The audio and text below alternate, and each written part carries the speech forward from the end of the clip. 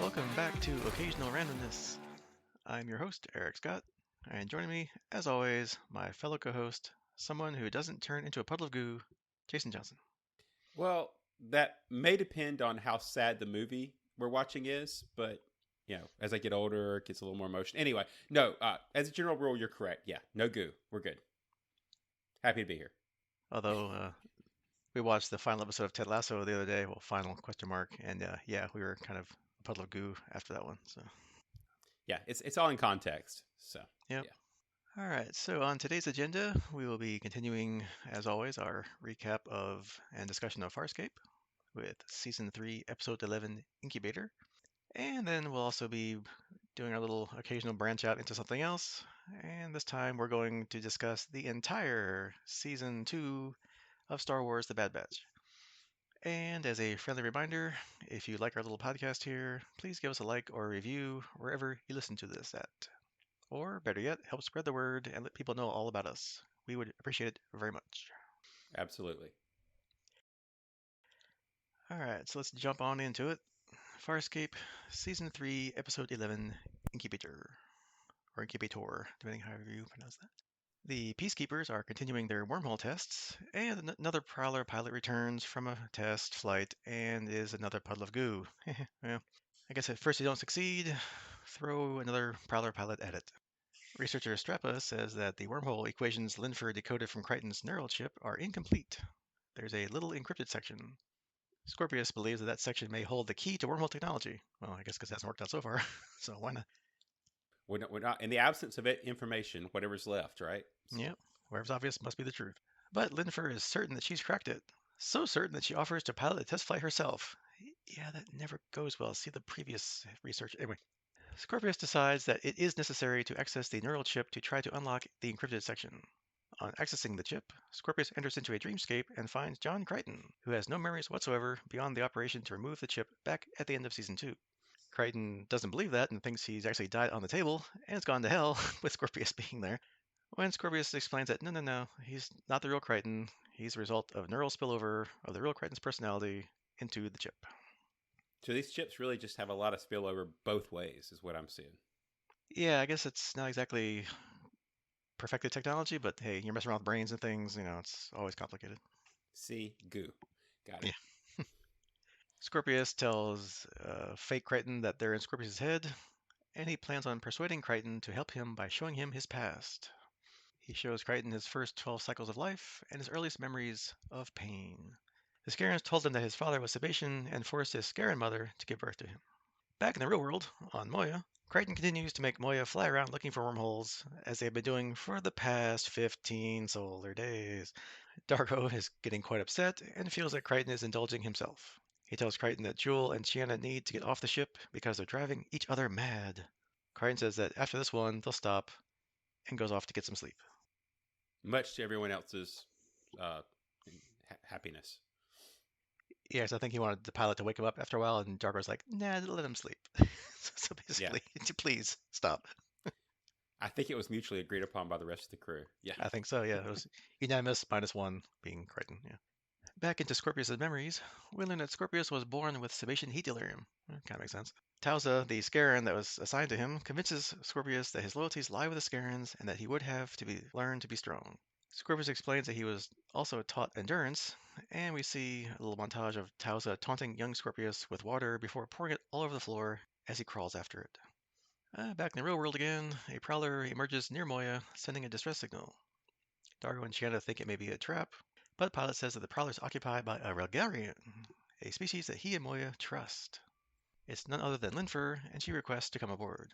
Dargo, Shanna, and Jewel greet her with guns and DRDs and attack posture, so don't trust pilot either.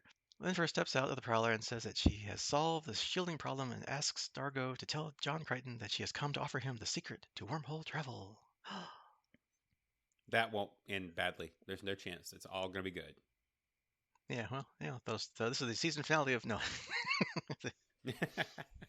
Back on the command carrier, Nurse Froy tells Braca that Scorpius' readings will soon be at critical levels, but Braca tells her, don't do anything with him, continue on. Scorpius tells Crichton that Tausa's attempts to teach him control weren't entirely unsuccessful. He learned that his hybrid body has the ability to perceive energy readings, different for each species, and they change when the subject is not being honest. Scorpius explains that her lies made him even more determined to find the truth about his parentage, and says that he feigned obedience, and over time she grew careless, but he did not. He managed to escape a Scaran dreadnought and hid on a commerce planet. Neural Crichton, remains unconvinced by his story. Back on Moya, Linfer tells Pilot and Crichton that Scorpius is still alive, and says that she came on her own free will. She managed to find one of the wormhole's exit nodes, which he believed Crichton would have been attempting to study. So see, there was something nearby. She is convinced that Scorpius would have killed her, and tells Crichton that since the original craft did not employ phase shielding, his Farscape 1 craft, he's lucky to be alive. Had that wormhole been unstable, as most are, he would not have survived. So, puddle of goo Crichton. She explains that she has developed a unique band of negative phase shielding, which allows any vessel to travel through any wormhole. She offers it to Crichton in exchange for Moya. Crichton is against this plan, but Pilot seems ready to accept her offer. Hmm. Scorpius, meanwhile, tells Neural Crichton that in desperation he traveled to the uncharted territories for many cycles before he eventually flew into peacekeeper space, surrendered to the first command carrier he found. Scorpius proposed an exchange of information, some of his tactical knowledge of Scarans in exchange for the truth about his parentage, so he could find out who he should be. Peacekeeper Captain Moline told him that they knew what happened, and the Scarans did in fact lie to him.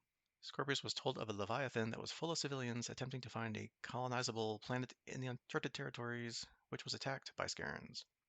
One transport pod survived, and we see a reconstruction based on the log files that Moline showed him. In those logs, we see a Sebacean female and a Sebacean male arguing over what just happened. During the night, they were confronted by a Scaran who killed the male and took the female. Scorpius says the transport pod was never salvaged. He went to find it, thinking that no one had touched it in 10 years, well, 10 cycles. Inside, he discovered the transport was actually trapped, and he was recaptured by Tauza. And then we cut to Tauza trying to get information on his Peacekeeper encounters, after she told him that he was too weak to overcome his flaws alone, referring to his new cooling system that is now stuck in his head, while throwing one of his old coolant rods across the room. He was tortured, and the memory of this causes Scorpius to awaken and stop for a little bit.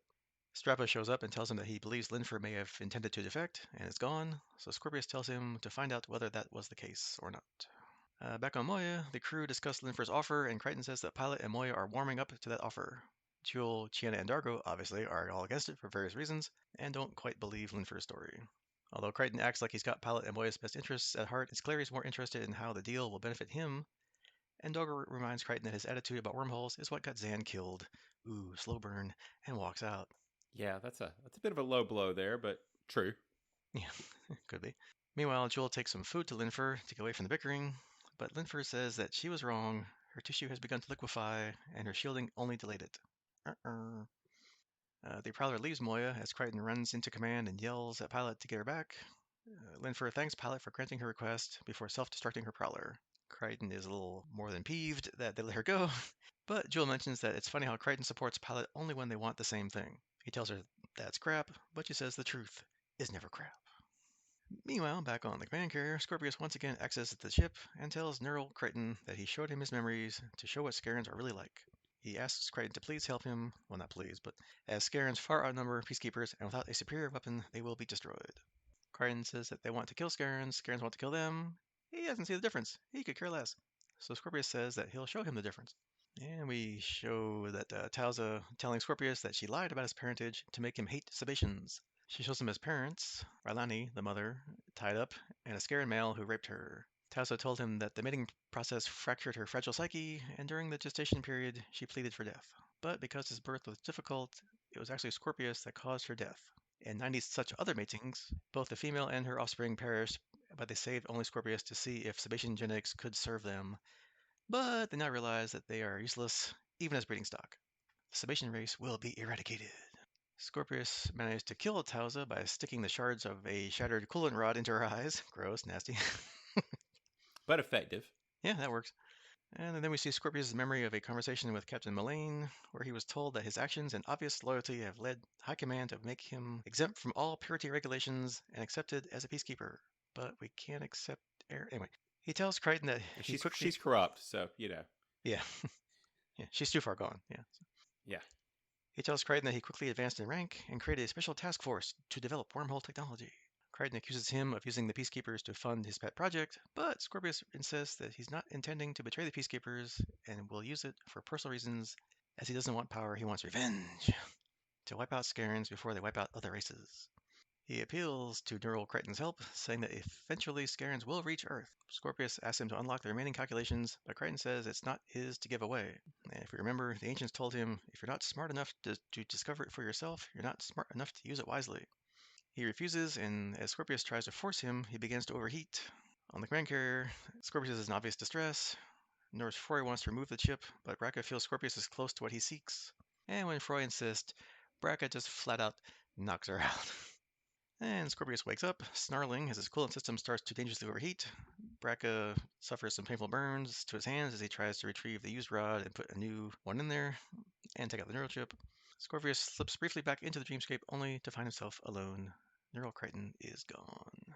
Back on Moya, Dargo visits Crichton, and Crichton asks Dargo if he ever wondered why, if they've been on Moya too long. Dargo says, yeah, they have, but the alternatives have always been far worse, and they toast to that changing. But Crichton reminds him that Scorpius is still alive and working on wormhole technology, and says that if Linford could find them, so can Scorpius. Finally, back on the command carrier, Scorpius recites equations to Strappa, because he actually got some of the information from the encrypted section, but it's not complete. But that should put them back on track. Braca enters and confirms that the chip has been destroyed by the heat. Scorpius says that doesn't matter. They may now have the data they need. He tells Braca that his performance has been exemplary, assuring the relieved lieutenant that he was right to stop Froy from reviving him. Once Braca leaves, Scorpius steps up and looks pleasantly at a plant, the same type of plant that was outside his mother's transport. Some trivia about this episode. The director Ian Watson compared Scorpius' story to The Legend of Tarzan, except that in this case, Scorpius is trying to escape his captors. Ben Browder chose to play the neuroclone as if the events of Season 3 had not occurred, and he had been suspended in time when the neurochip was removed from Crichton's head at the end of Season 2. And this is the only episode in the entire series that is centered around Scorpius. And finally, Jewel and Sienna have a little exchange in which Jewel notes, "Didn't you come on board as a guest?" And that's true. For the first few episodes in the real world, Gigi Edgley was credited as a guest star, just like Tammy McIntosh is in this season, even though she's effectively become a regular. All right, so that is Incubator. What did you think about this one? I actually really enjoyed this one. I think it's neat to get a chance to finally, after who knows how many episodes, I've lost track, of Scorpius being kind of a moving from what background character to tormentor to the big bad to whatever he is this season, where you're not sure if he's the ultimate bad guy or not, and all the fun stuff that we've gotten at, to actually have him be to get to see behind the curtain, right, and see the background. I think we'll get into some of our questions about the accuracy of that background. But yeah, I think overall it was a good episode. I enjoyed almost all of it. I can't think of anything major on this one. So yeah, I think as we break it down, I think this was a positive one. What do you think? Yeah, I agree. I always like a good backstory, especially when you get into the villain backstory. It's like, why are they a villain? Like, why do they do what they do? Yeah, And just wait. Well, we'll have the movie of this one come out from Disney not too far from now. You've had Maleficent, you've had all the villains. So Scorpius is going to get his own series. Just wait and see. Harvey the musical, no. Ooh, I like that. Pitch it. Yeah, there we go. So yeah, so speaking of our main topic person here, Scorpy/Harvey. So I guess the big question is, do you think he's telling the truth about his life story to Neural John?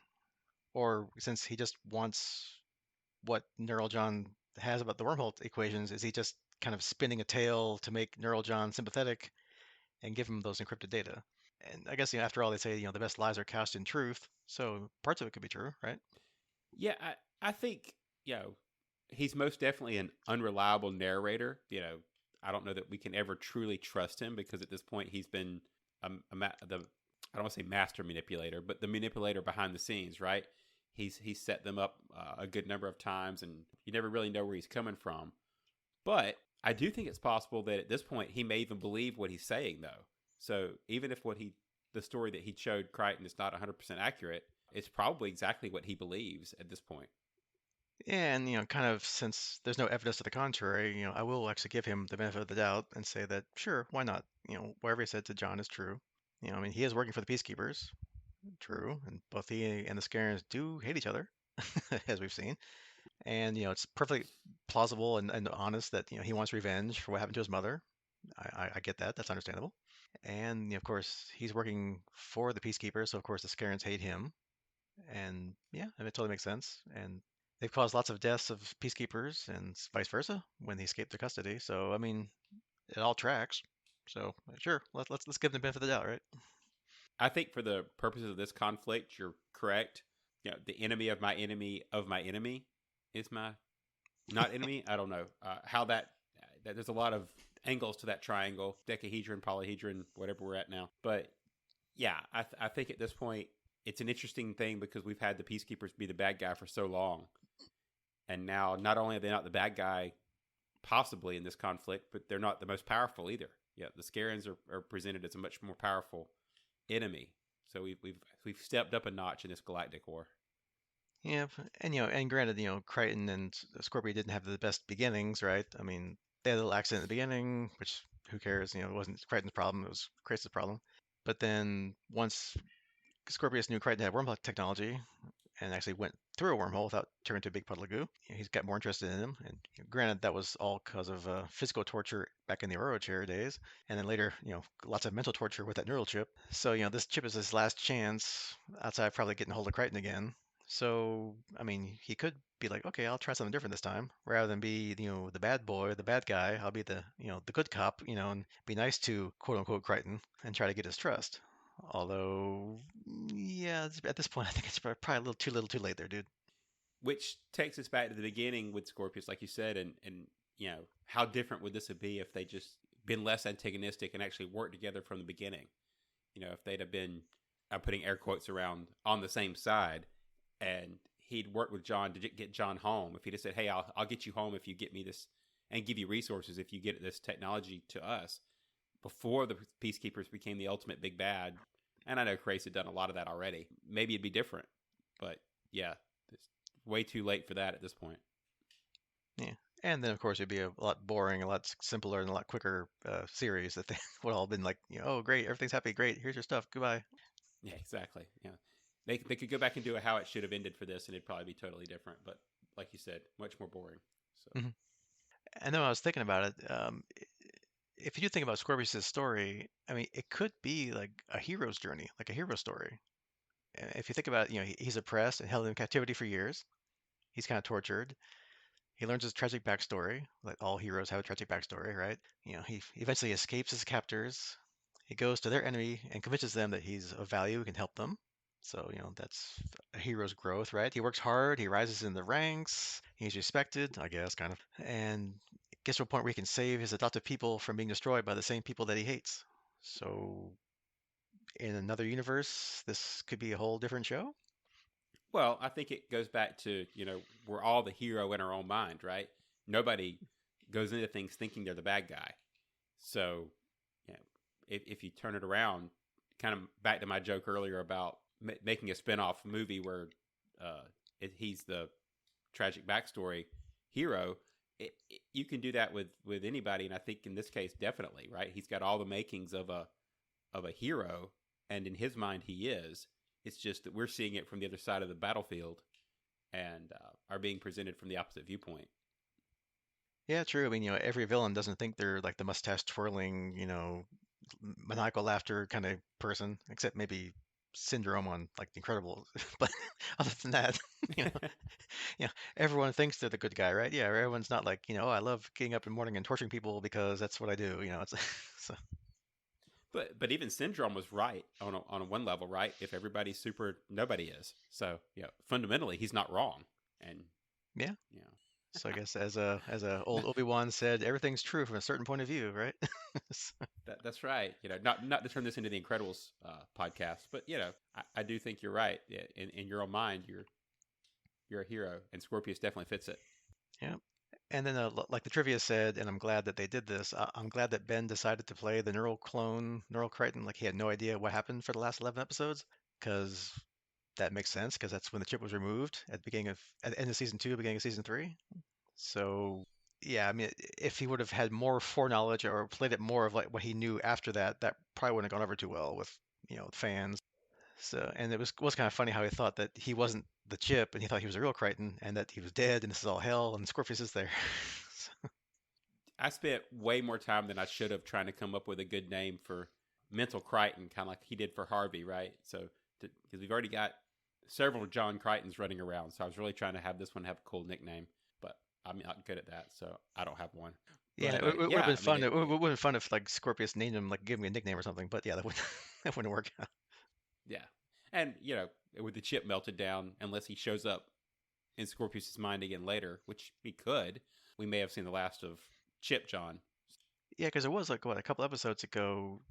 Yeah, the chip wasn't involved, and when Scorpius was asleep, Crichton was there. So yeah, maybe we'll see. Yeah, got to get Ben Browder some more time on screen, right? He's suffering in that department. So Yeah, he's only doing two characters now. Let's bring another one or two. that's right. Which is, everybody can have a Crichton in their head at this point. Just be the John Crichton show. And then back to like other people of the show. It's not just John and Scorpy. So Moya and crew are still floating around space, looking for wormholes, trying to find any. And yeah, he's a little obsessed, but not as much as he was last time. And at least this time, finally agrees. Okay, fine, one more. We'll hang around for a little bit, and then we'll leave.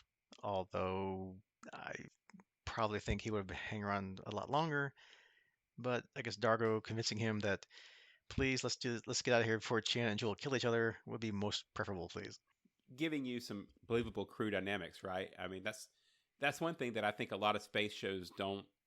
I mean, they may have one-offs, but they don't spend a lot of time on is your crew going stir crazy aboard the ship and needing to get off and visit, mainly just for being cabin fever aboard a ship, right?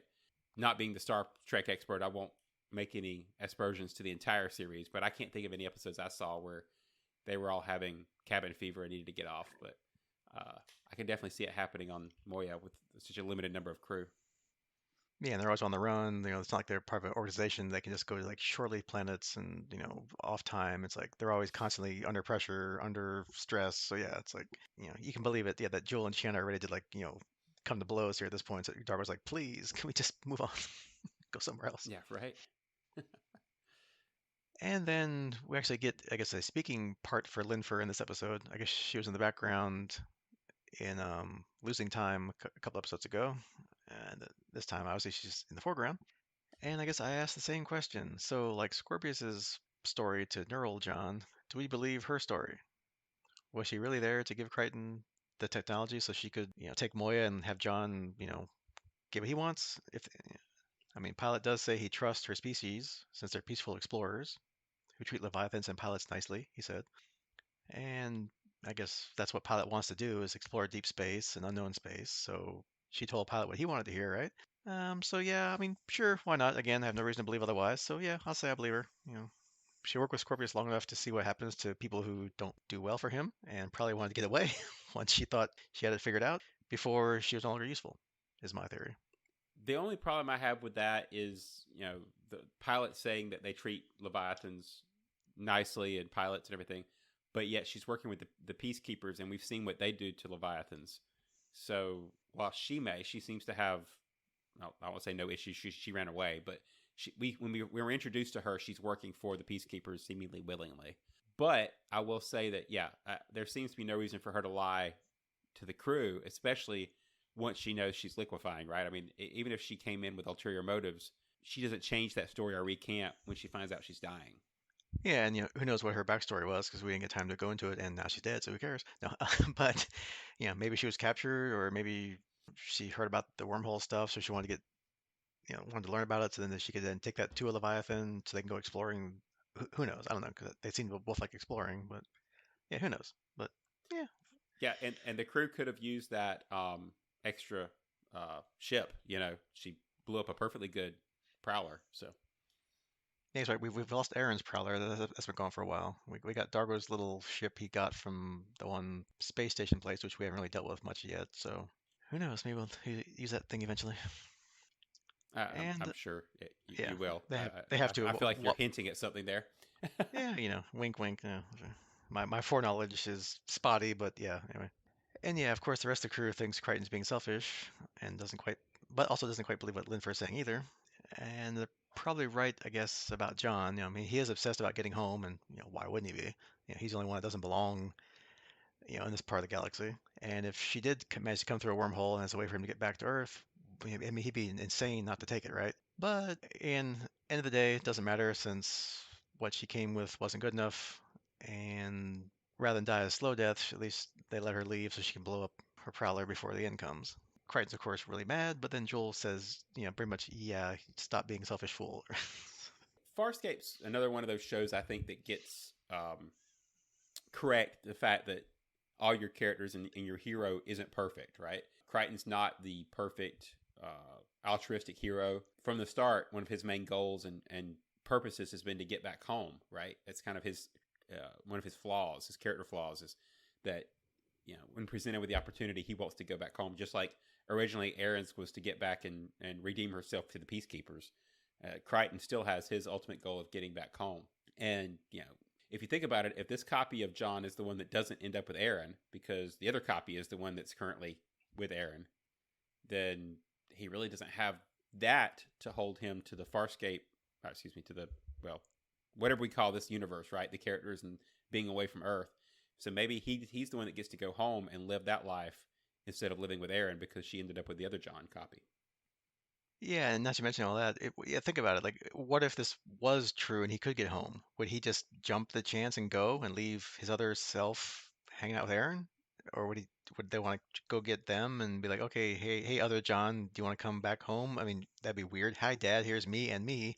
You know, but Yeah, yeah. I met a twin, and no, but right, just leave one to be the Farscape Crichton and another to be the Earth Crichton, and that'll be how we differentiate them. I don't know. yeah, it'd be interesting to see, yeah, how selfish would he be, right? Yeah, would he like leave himself behind? I don't know. Just fun to think about, but yeah, don't have to worry about it because it didn't So, happen. so, So so what you're saying is he would be beside himself to go home? literally.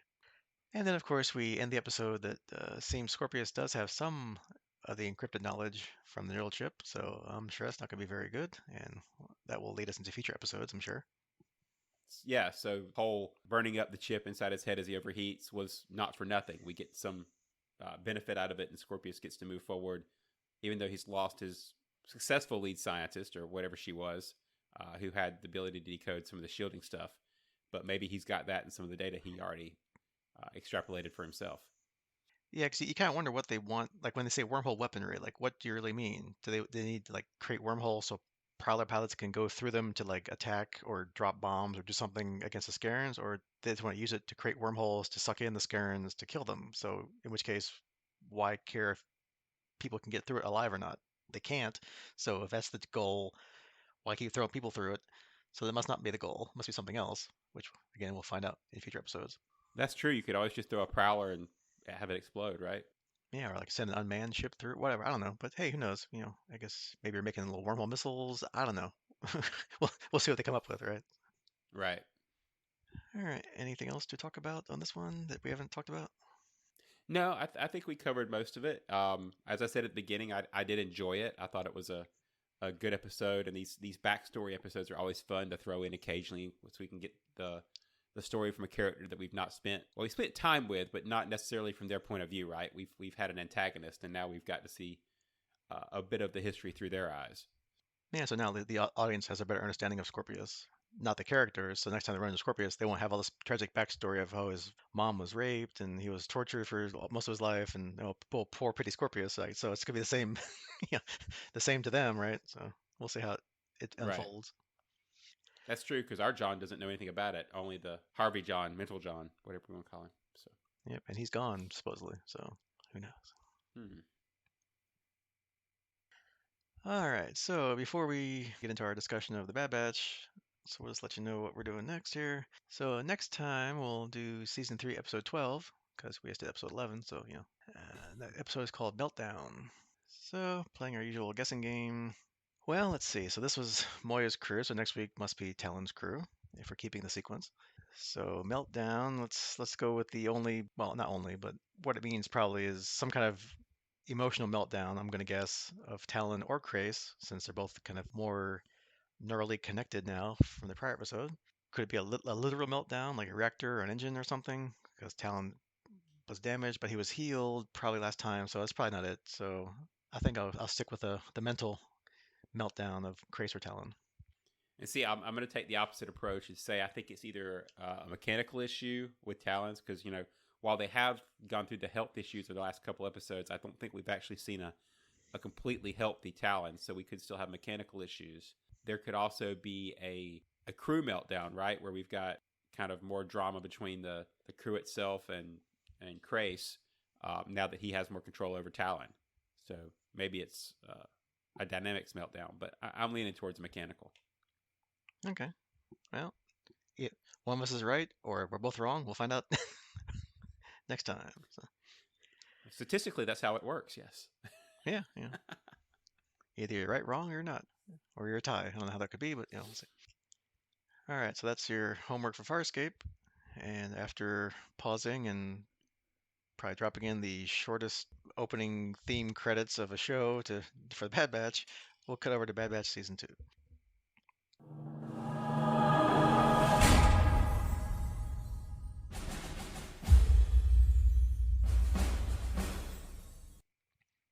All right, so like we said last podcast, we're not going to recap all 16 episodes of Bad Batch Season 2, because that would take us longer than anybody probably really cares about. So we're just going to But I maybe, wrote out all these yeah, episode recaps. episode 1. No, okay, no. So yeah, so we'll just kind of like we take the whole chunks of the season here and just kind of talk about them abstractly, since we are gigantic Star Wars fans, so we do want to talk about it because it is fun, entertaining.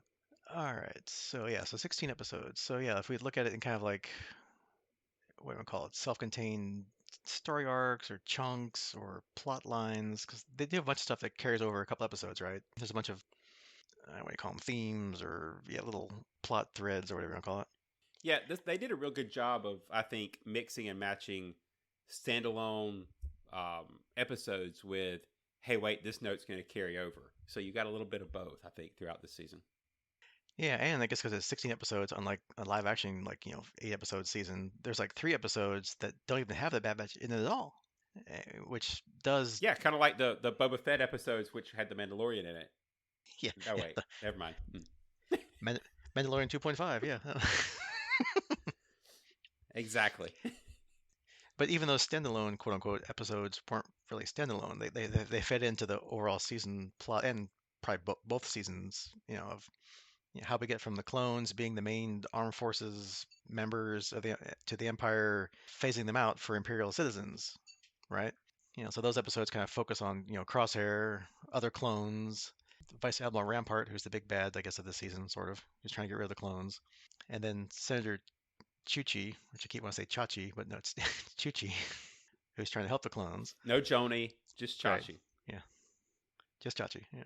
And then we even have one of the Bad Batch leave the team for a couple episodes to help with, Chi-Chi's clone veterans benefits kind of thing, right? To help them become citizens again and, get out of the clone army. So that's kind of interesting. So what do you think about that kind of plot line in those stories? So I did enjoy it. So a little bit of backstory here. I'm a pretty big Echo fan. Actually, our cat's even named Echo. Oh, yeah? But I wasn't a big fan of him leaving the episode or leaving the series. Right, that kind of. I'll circle back to this at the end, but I think that that was one of the more worrisome parts to me. Not because they didn't do a good job with it, because they did. It just was I missed the character on the show and didn't want to lose him. That was one of my favorite parts of when the Bad Batch started as part of Clone Wars, was the introduction of Echo onto the team. But on a larger perspective, I did enjoy the focus shift a little bit, because that's one of the interesting dynamic shifts between the start of the Empire and the Empire that we're introduced to in Episode 4 is the shift from all these clones, right? We get reference to the Clone Wars, which I think the Clone Wars series did a great job, spoiler alert for my thoughts on that, but of making us identify with the clones. But it's interesting now to get that gap of, well, great, but how do we go from this really good army of clones to these human conscripts that are terrible shots, right? Where did that shift come from? And so we're kind of getting a little bit of that with the backstory here with Rampart and the shift in the clone project. Yeah, because I mean, obviously this when Lucas first did this back in '70s, he wasn't probably thinking that far ahead. So like when Luke's asking Ben like, "Oh, you fought in the Clone Wars?" We're like, "What? Clones Wars? What?" And it's like a one-off line. So you're thinking this happened like a long time ago because Ben was however old he looked in his 60s or whatever. So you figure this is like back 40, 50 years, right? But really it's only like 20. So it's kind of interesting to see like how fast the Empire kind of consolidated their own rule and kind of started divesting as fast as possible any old Republic remnants. Like, oh yeah, this clone army, you think, they've been bred for obedience and, they also put the, Order 66, they brainwash them in anyway. So it's like, you would think that'd be like a solid troop, whatever, army. But yeah, they were like, nah, we're gonna just get rid of them as fast as we possibly can, get our own people in there. Yeah, it's amazing how fast bureaucracy works, right? Yeah. Or for Mandalorian, how they don't work. So yeah, it's yeah, it's kind of interesting little dichotomy there. But Yeah, somebody figured out you could save 2 cents per soldier if you went to a non-clone army. It's all in the bean counting. yeah. And I guess plus since you've already torched the clone, the Camino anyway, there's no, that avenue is pretty much over anyway. So there's no more replacements coming from clone batches. So it's like, yeah, we kind of force the hand of we need our own people in there and just get rid of these clones now because they're obsolete. But that was their plan when they torched Camino. So Yep, yep. So plans within plans, the long game. Yep. And let's see, then about because about half the season, the Bad Batch is still quote unquote employed by Sid. They're still doing the odd jobs here and there to get her money and other salvage, and I guess they can keep, having something to do. Although maybe I have a rose-colored view of season one, but this time around they seem really bad at whatever she wants them to do, right? I mean, or at least unfortunate, I should say. They don't get much from Count Dooku's war chest, the whole war, the couple of episodes there.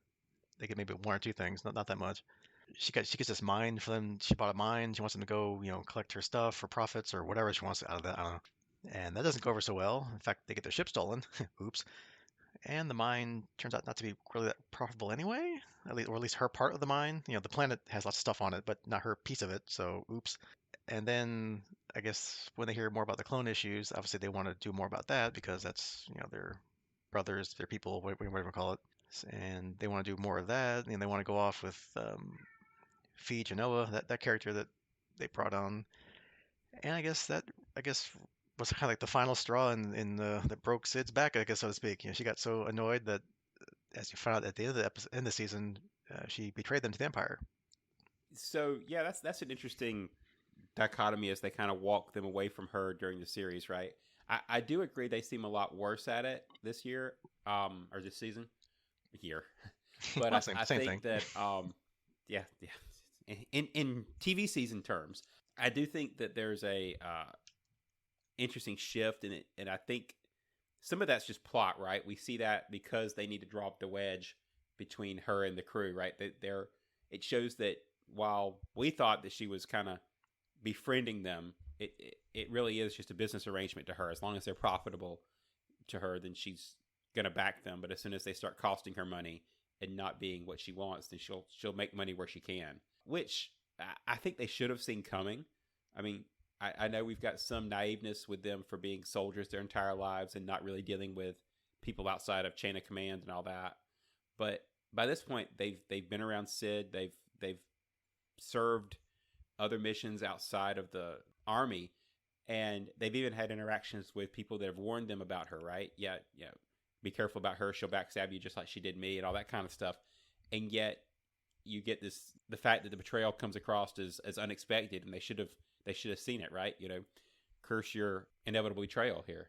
Yeah, I mean, I guess it's also like them learning and growing because now they're not just they're not given their missions by high command. They're not doing there's not that identifiable enemy anymore like it was when you're fighting the droid army, the separatists. So yeah, I mean they're out in the real world, so to quote unquote. They're learning, they're evolving, they're questioning more about what they should do. Now they're not clone army, and I guess being mercenaries for Sid anyway isn't as exciting as it initially was last season. They kind of get more and more of a taste of freedom this season, it seems like. They're kind of like going off on their own, they're exploring for fun, kind of. And then, of course, they wind up on Pabu, and they get a taste of like the quiet life. Like what would happen if they just settled down with a peaceful group of people away from the Empire, no worries, no one shooting at them, just sailing, fishing, helping fix things, just basically retirement. Yeah, Hakuna Matata. But um, I, I think that unfortunately, we know this can't be their fate, right? Because we know that we've got more seasons of the show, hopefully, but also because when we come into the future of Star Wars, we don't have this group of soldiers just hanging out on Fiji Noa to come to our rescue.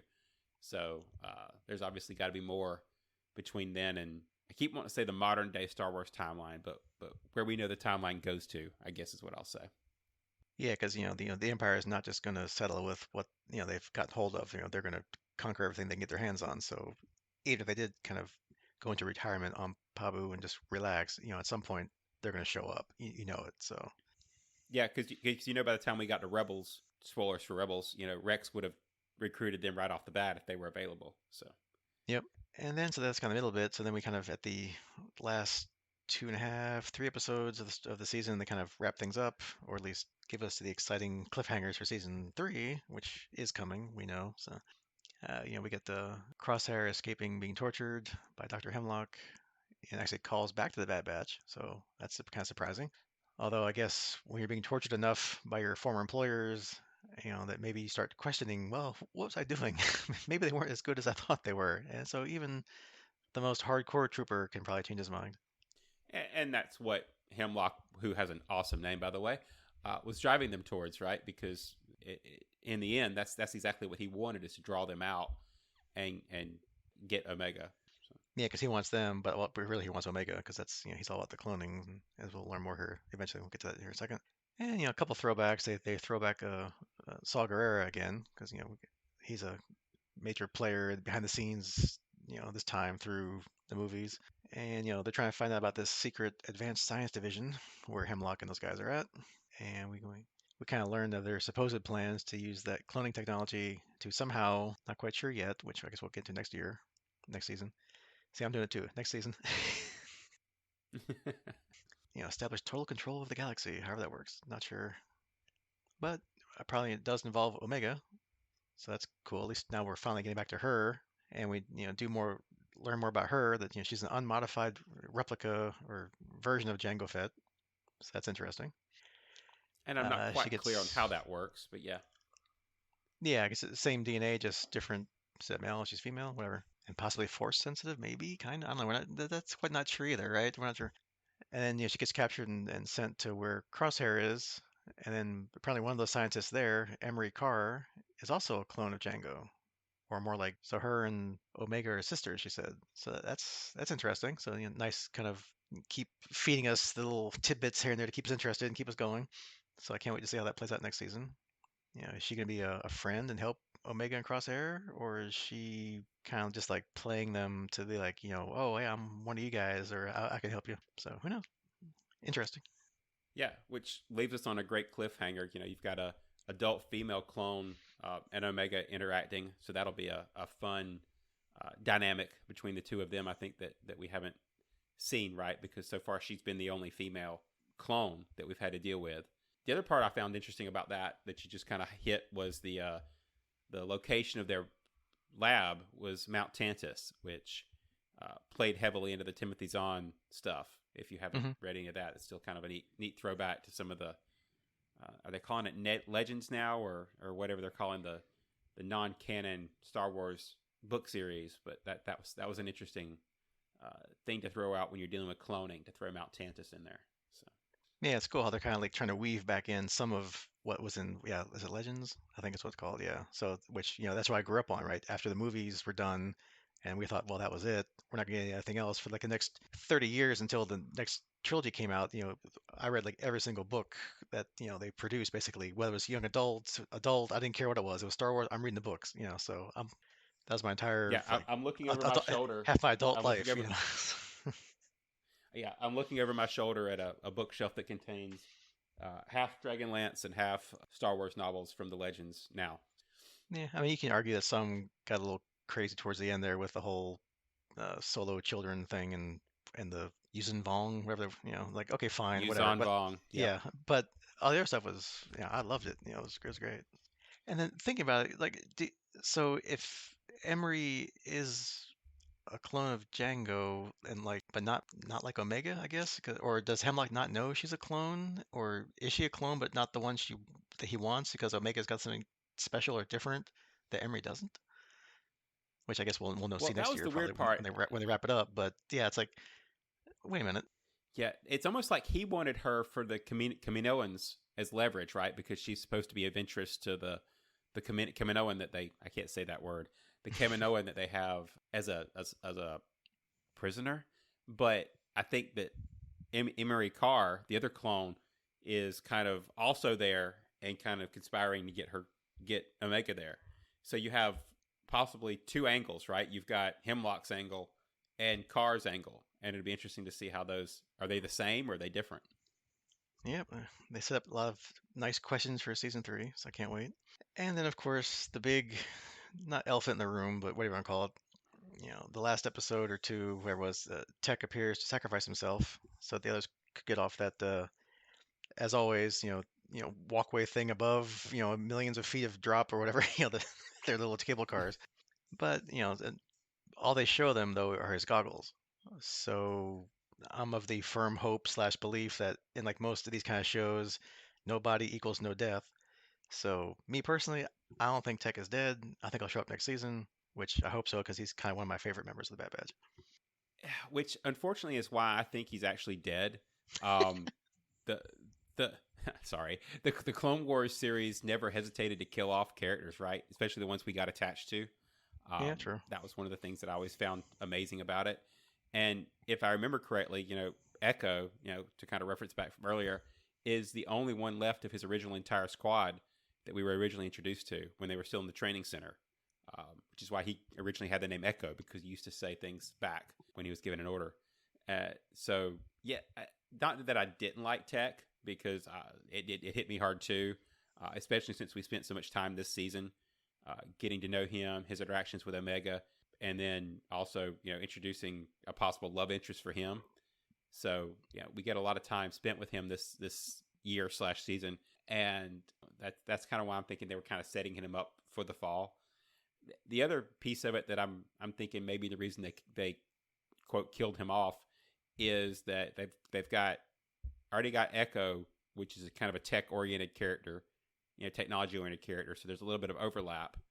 But also, if they're looking to bring Crosshairs back, it's a lot of characters, right? There's a lot of Bad Batch team members to split time between, and so there's possibly just a need for economy of characters to reduce, because we've got they added Echo, then they added Omega, and now we've got another female clone which may or may not interact more with the team. So I think they're just trying to trim some of the number of characters they have to deal with on the show.